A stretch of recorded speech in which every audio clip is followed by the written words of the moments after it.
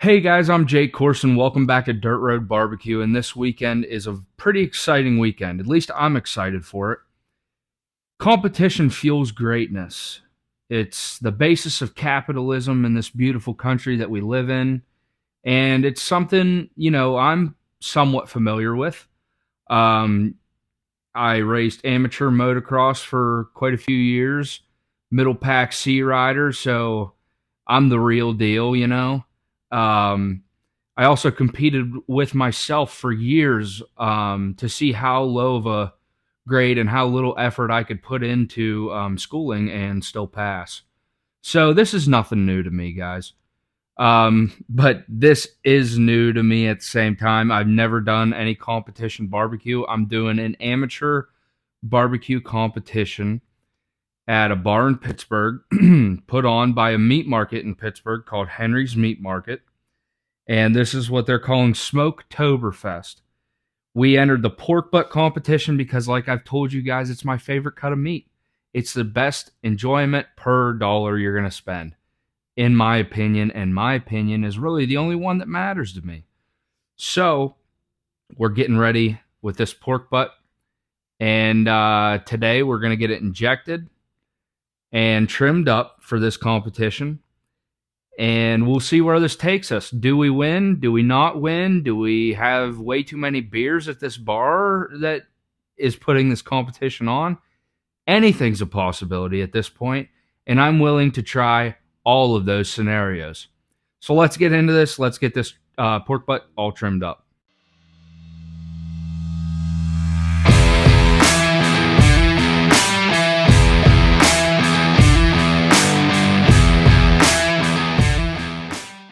All right, guys, so we have this pork butt here. This is from Henry's Meat Market in Cranberry Township, right outside of Pittsburgh.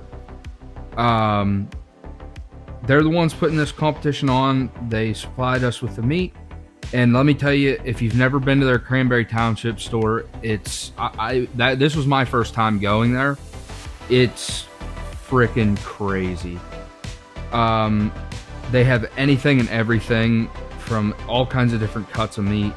I was really impressed with it. But anyhow, we went ahead and pat this dry just to make it easier to cut, not so slimy, easy to move around.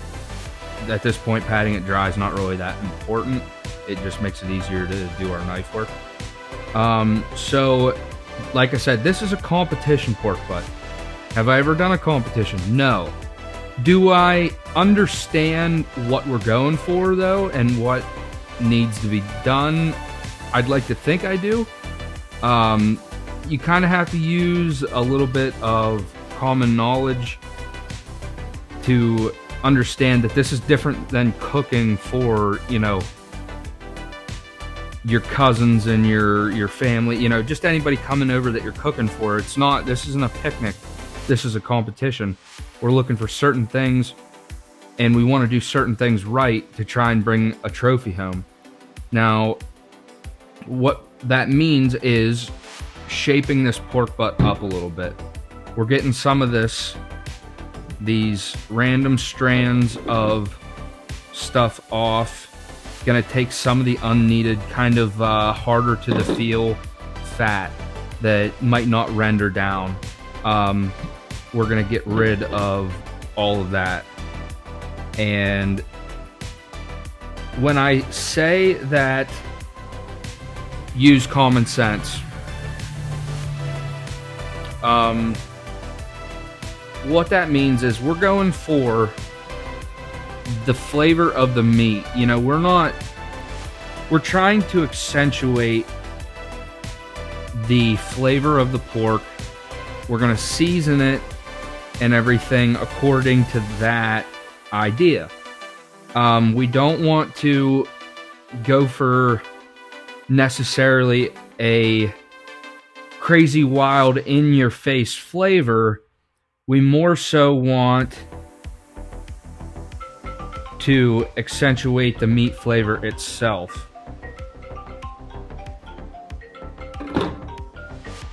That just ruined that entire fucking video. Why I didn't put that fucking thing on vibrate. God damn it. And what this means for us is a little bit more work, a little bit more using your head, than just just hammering this thing into the smoker. We're taking a little bit more time. We're checking this thing out. We're looking for any, kind of loose strands of meat that you'll get on a pork butt like this. You'll see me grabbing, little hangers off of it, and just trimming them off so we don't get charred chunks of meat going on with this pork butt. And that's, going to be what we're looking for. We're going in and just shaping up these edges. And, like I said, use your head whenever you're looking at this. It's like a blank canvas. You're kind of shaping something almost like you're making a sculpture. We're looking for smooth edges to have the smoke roll over everything really nice so we don't burn anything, char anything. Because at the end of the day, we're going to be judged on how this is done, how it looks, tastes, and how the smoke penetrates this pork butt. So we're trying to look for a nice shape, a smooth shape to this pork butt so we don't get any burning, because that charring is going to take away from the flavor of the bark on the outside. We don't want to burn anything. And we want to let this thing come up to temp as evenly as we can. How we do that is not having a bunch of meat hanging out way off of the, the largest part of the body, the pork butt, and keeping it nice and smooth to let the smoke and the air flow over it, not hammering one spot that's hanging out in left field over here. So think about those things whenever you go into something like this, if that's what you want to do. Probably most of you are just here for some entertainment and to watch me, I guess, either win or lose. To the haters, kiss my ass. But anyhow, a nice sharp knife makes this a lot easier. We're getting, this right here is what we're gonna call the money muscle, and this is the chunk of meat that you really want to kind of put a lot of focus into. You can see this separate piece of meat right here. There is a vein down in through here. We're getting rid of some of this because it's got it like a weird flavor and texture to it that some people don't like. You'll notice it whenever you're shredding a pork butt if you don't take it out. So we just find this and this money muscle right here, this chunk that I'm grabbing right here. We're gonna cut right in through here and separate this and just open it up. We're not taking it the whole way off. Basically, we're gonna slice down in and leave about an inch so it still stays intact. And also behind that money muscle is those tubes of pork. Like when you're shredding a pork butt, you'll find that a lot of the chunks that are coming out of there are standing together a little bit firmer than a lot of the meat that's just falling apart. And there's big tubes of meat up in here right behind this money muscle. See them running through here? Those will hang together, and that's a lot of the flavor meat that you want to go for. And you'll see them like right here. This is a tube. I got a little deep into that money muscle, but that's okay. But these tubes, are great chunks of meat, a great bite, great flavor of that porky kind of flavor that you want to go for. So as you can see, this money muscle's kind of separated out here. The only idea behind this is I want to get seasoning in on these tubes and inside this money muscle to get as much of this flavor into this pork butt as we can. Now, obviously, we're not rubbing it right now. We won't rub it until tomorrow morning, whenever it goes on the smoker tomorrow, probably around 4 o'clock or so. But I just went ahead, I cut that already just so it's done to make my work that I have to do tomorrow a little bit easier. I am going to score this fat cap tomorrow. I don't really feel like doing that right now, just for the sake of making this easier to deal with. But that's pretty much all I'm going to do for trimming. I'm not going to take a ton of stuff off. I'm not going to be super anal about it. But like I said, if you see a piece that you're not happy with, it seems like it's hanging way out there, if you feel like it might char up, take it off. You don't want to get too small. You don't want to sit here and spend, hours trimming this.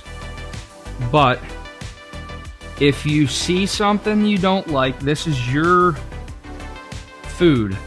I'm not, and I don't think anybody knows everything.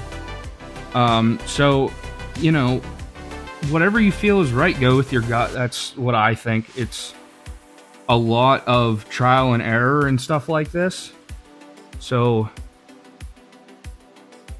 I think that's kind of the best part of cooking, is that you can do a lot of your own stuff. It's kind of like an art form. You can trial and error a lot of stuff, make it yourself, try it at home, go through the motions, and eventually you'll have something maybe in the end that you came up with and you can be proud of for that reason. So, got her all trimmed up.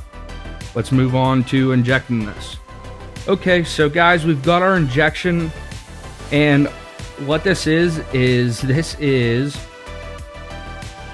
sticks of butter, apple cider, and a little bit of Killer Hogs the barbecue rub, and a little bit of juice from a jar of pepperoncinis for a little bit of acid to go in there. A little bit to, so much to break it down, and cut some of the strong flavor and add a little bit of spice to the inside. You guys know me when I do pork: sweet, spice, battle, inside, outside. That's what I like in pork. So I'm staying true to what I like, while also trying to, make a competition style pork butt. I want something to stick out to judges, and so I'm trying to incorporate what I like and what I do at home in as much as I can, while not trying to go buck wild and stay inside the bounds of like a competition. So that's what we have, and we'll just go ahead and get this thing injected.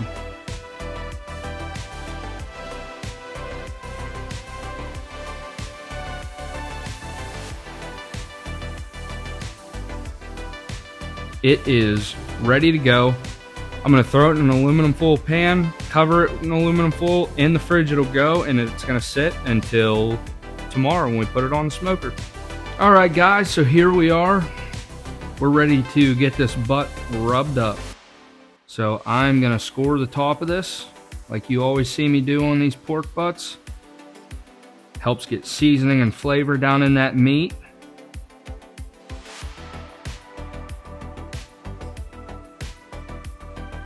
We're gonna go in. I'm no binder. I don't think it's necessary. So we're going in with Bayou blend for the first light dusting here. Put a little bit of spice in the life of this pork. Just for the first dusting, that's what I'm doing. And not much. We're just going for a little bit of that Cajun heat. For a dusting on the bottom. I think you guys have seen me do this before. You guys know how much I like this Bayou blend. I really, really like it. And like I said, this goes right back to that, excuse me, everybody likes something different. Everybody's got their own flavor that they're going for.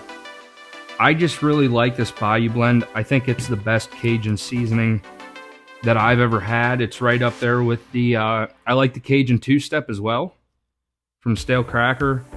It's good. I like the Cajun two-step a little bit more with seafood boils and stuff like that. But this Bayou blend, I really like it on my pork. Really anything. I'll put this shit on everything. You guys have heard me say that before. I take this in my back pocket to cookouts at other people's houses, just in case they don't have it. But I always have mine on me. It's one of those things. It's like my wallet. If I leave without it, I'm naked. But anyhow, then I'm gonna go in with Killer Hogs D barbecue rub. And this stuff has amazing color. It's got a little bit of brown sugar in it if you read the side, but the color on this stuff is really, it's that visual part of every cook that you're looking for on the outside of your meat.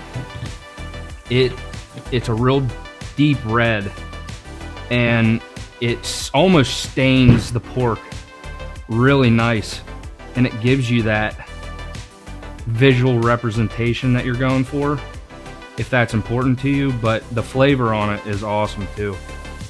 It almost could replace that rib rub mixed with brown sugar that we do.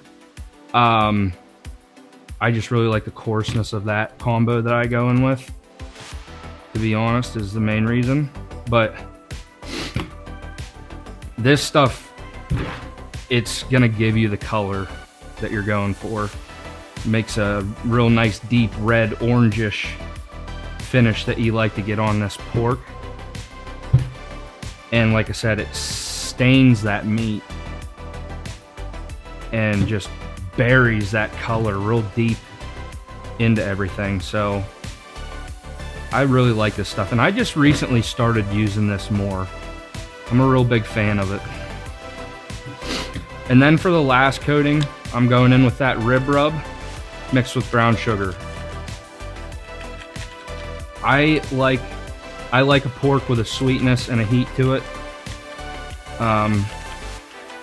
And I really like this Killer Hogs rib rub mixed with brown sugar.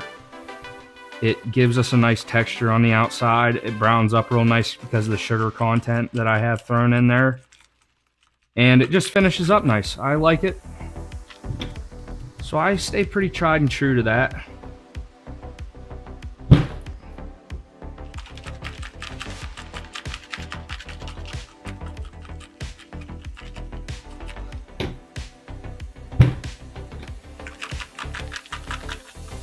It does clump up pretty hard if you have it in one of these shakers for a week or two. Brown sugar, the moisture in it, and the moisture in the air, it does start to clump up a little bit on you, but nothing you have to worry too much about. You gotta shake the can every once in a while and break it up.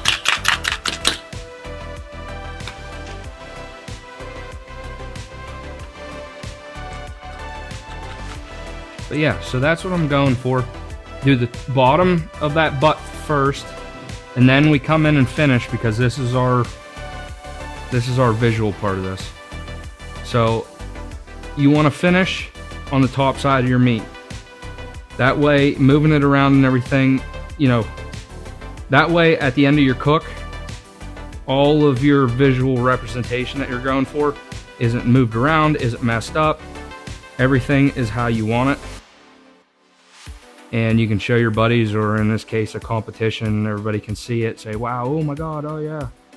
But yeah, so that's the whole reason behind making sure, make a game plan, know where you're going first, know where you're going last, have your ducks in a row before you go to the pond. If that makes sense to you, if it doesn't, kiss my ass, I guess, I don't know. But anyhow, yeah, so as you can see, we're trying to get that seasoning down into the crevasses of this meat. And we're keeping the same order on top as we did on the bottom.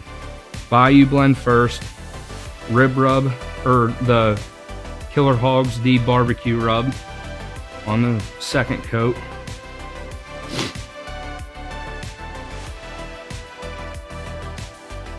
And then we'll go in with the brown sugar and rib rub last.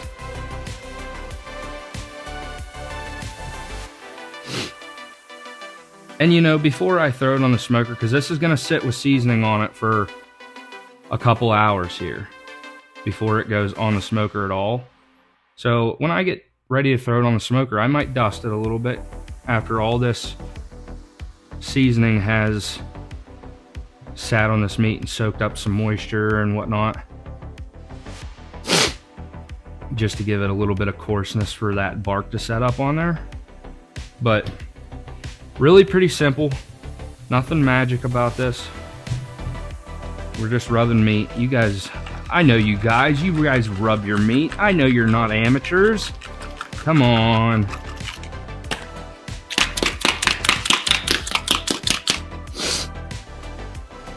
A nice dusting. This rib rub and brown sugar on top. Like I said, that's gonna create that nice bark. That sugar content is gonna, you know, get nice and barky and give us a real nice finish. So we're pretty much rubbed up here. It's gonna go in the foil pan and back in the fridge till we are ready to cook. So we'll throw it on the smoker here in a little bit. All right, guys, the time to get this pork butt on the smoker is now. Turn in for meat is tomorrow morning between 10 and 11 o'clock. We've got about an hour drive to the competition, a little over an hour. It's in Pittsburgh. We're going to low and slow this baby. So the plan is to have this meat done about 8:30 to 9 o'clock tomorrow morning. It's a little after 6 o'clock now. So we're going for 14 to 15 hours on this. Low and slow. Really baking that flavor into this thing. Smoke, like pounding this smoke in. So we're going to get it on. This is the start of either an amateur barbecue competition champion pork butt, something you can really hang your hat on, or we're going to go and we're going to have fun and it's going to be an experience for the first time. Confidence is key, but hey, we're going to have fun with this either way. We got a video out of it anyhow. So we're going on. Show you what we're rocking with here. Foil pan underneath. This is how I do my pork butts. Foil pan underneath it, rack on top of it. All those drippings and everything are going to be used, so I don't want to lose them. So I've actually got the Traeger at 185. It's going to go right on there. Traeger at 185. I also like going up on that foil pan, getting it up high off of those racks, getting it a little bit further away from that blowing heat so we don't char anything. Yeah, so we'll be back. It's probably going to be middle of the night sometime when we wrap it. But I'm going to be coming back out here, and like I said, I'm spraying it down with that apple cider butter concoction of bullshittery that I have stowed away. So we're going to be spraying it with that off and on. I'm not going to come out here in the middle of the night and show you guys that, but we will be doing that as soon as the bark starts to stiffen up. So yeah, I'll be back whenever we wrap it. But as for right now, that pork butt is gonna chill out in there. So see ya sometime during the night. Hey guys, so it's early in the morning here. Didn't get a whole lot of filming throughout this cook. I've been up pretty much all night long on the hour, spraying, mopping, taking care of this, just trying to finesse my way into it, putting a lot more work into this because it's a competition, just trying to cross my T's and dot my I's. So, but I figured it would be a good thing. This isn't something that I knew starting out or had ever tried, but I always wondered how people rest meat, travel with me and hold it for such a long time. So coolers are the way to go. Obviously, people have warming racks, for these highfalutin, big competition guys that do brisket, that hold it for 12 hours, stuff like that. They've got warming ovens and stuff like that. But just for your typical Joe, like we are, a cooler works great. I have a Tega Yetis. You don't have to have a $400 or $500 cooler though. The Igloo cheap coolers that you buy at Walmart are way better than people give you them credit for. I've had Igloos in the dead of summer in the middle of a field hold ice almost just as long as a Yeti or any of these $400 or $500 coolers do. So, it's not something you need. But what I like to do and what works really well for me is I take my cooler, I boil water, get a couple of big pots of water boiling about an hour before my cook's done and I'm ready to throw my meat in this cooler. I will grab some boiling water and throw in here, let it sit for an hour. Right before my meat is ready to go in here, I will drain the cooler out, dry it with a paper towel, and then I'll throw hoodies or blankets, old clothes, whatever works. Any kind of clothing, towels, anything, blankets, whatever. Throw a layer down in the bottom, set your meat in, and put a layer of hoodies or towels on top. Close it up. Don't look at it. Don't open it. That way our cooler's preheated from the boiling water. The insulation is warm. And trust me, a good cooler or even a cheap Igloo cooler that's warmed up will hold meat for eating temp for a very long time, much longer than you would expect. So let me go grab these pots of water. Okay guys, so this cooler's all cold because it's sitting out here in the garage, so we're just gonna warm it up here. Got these pots of boiling water. And it really is pretty simple. I probably could have just told you what I was doing and you would have figured it out. But that's plenty, that's gonna warm that up. And that's all we do. I'm not going to come back and show you how I dry it off. It's exactly what I told you. We're draining it, drying it with a paper towel, hoodies on bottom, meat in the middle, hoodies on top, blankets, towels, whatever. But that's what we're doing. Keeping our meat warm, wrapping our meat in a delicate little blanket. Protect our meat, keep it nice and warm. We'll be back.